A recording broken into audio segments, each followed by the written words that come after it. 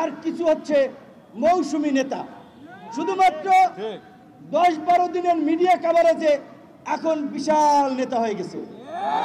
তাদেরকে ঢুকাইছিল ছাত্রলীগ আন্দোলনের গতিবিধি পর্যবেক্ষণ করার জন্য, আন্দোলনে স্পাইগিরি করার জন্য।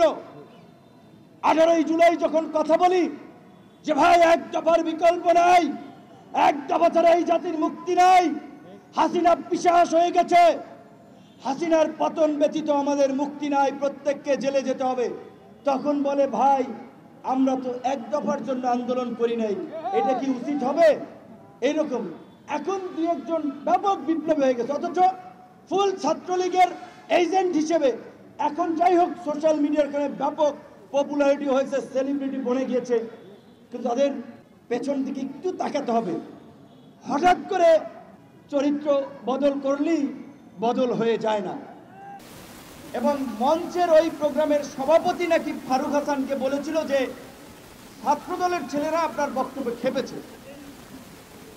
ফারুক হাসান বক্তব্য শেষ করে এখান দিয়ে যাওয়ার পথেই সেই শরীফ যেই ছেলেটির, সে হাত ইশারা দিয়ে ডেকে আনলো আরো কয়েকজনকে এবং ফারুক হাসানের উপরে হিংস্র জন্তুর মতো যেমনি শিকার ধরে তেমনি হামলে পড়েছেন এবং তাকে বেধড়ক মারধর করে রক্তাক্ত করেছেন, সিনেমা স্টাইলে দৌড়ে দৌড়ে তাকে মেরেছেন।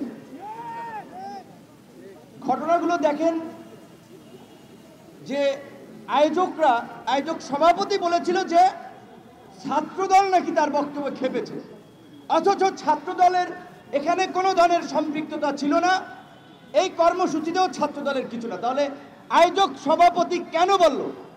তাহলে তারা যে হামলা করবে এটি তাদের পূর্ব পরিকল্পিত এবং ছাত্রদলের উপরে ওরা দায় চাপাতে চেয়েছিল।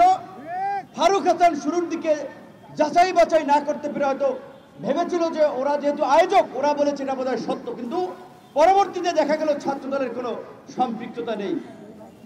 রহস্যটি হচ্ছে এই একই প্রোগ্রামে আমাকেও দাওয়াত করেছিল, আমাদের সাধারণ সম্পাদক রাশেদ খানকেও দাওয়াত করেছিল। তাহলে আমরা যদি আসতাম এই দুজন, তাহলে হামলাটি হয়তো আমাদের উপরে হতো। আবার হামলা করেছে কারা? এই আন্দোলনে নাকি তারা আহত হয়েছে। এখন আন্দোলনে আহত হয়েছে নাকি অন্য কোনো অপকর্ম করতে গিয়ে আহত হয়েছে সেটি আমরা জানি না, কারণ এখন তো বিপ্লবের ঝান্ডাধারী অনেককে দেখা যায়, বিপ্লবের দোকানদার, বিপ্লবের দোকান, অথচ এই 5ই আগস্টের পূর্বে এই বৈভর সংগঠন এবং এই সমস্ত ব্যক্তি, এদের খবর ছিল না।